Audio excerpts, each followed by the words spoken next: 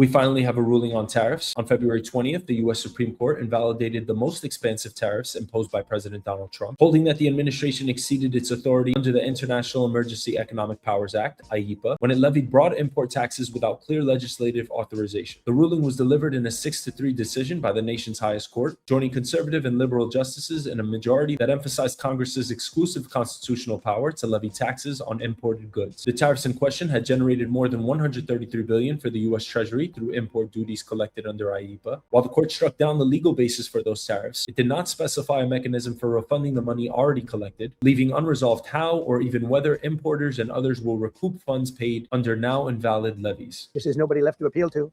But again, those three people, such respect. I've had a lot of respect for them anyway, but such great respect. But other alternatives will now be used to replace the ones that the court incorrectly rejected. We have alternatives, great alternatives. Could be more money. We'll take in more money and we'll be a lot stronger for it. We're taking in hundreds of billions of dollars.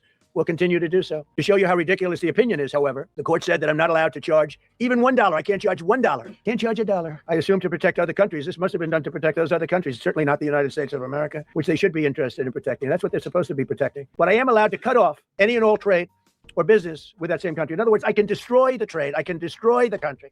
I'm even allowed to impose a foreign country destroying embargo. I can embargo.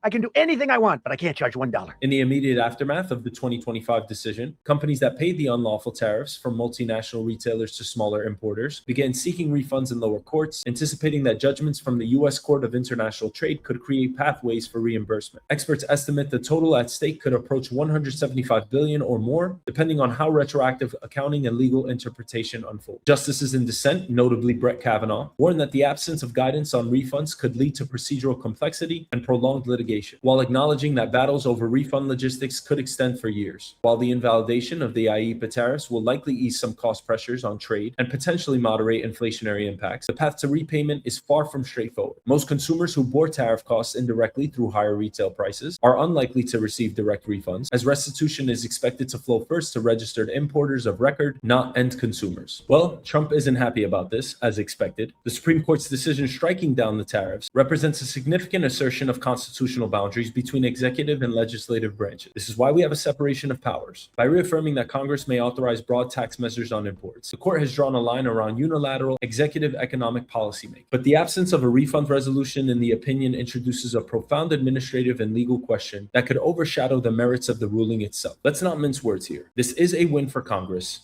It is a loss for Trump. And I think it's an overall sigh of relief for the nation to be able to say that in this case, the president does not have unchecked power and that our Constitution is finally working again. Let me know your thoughts.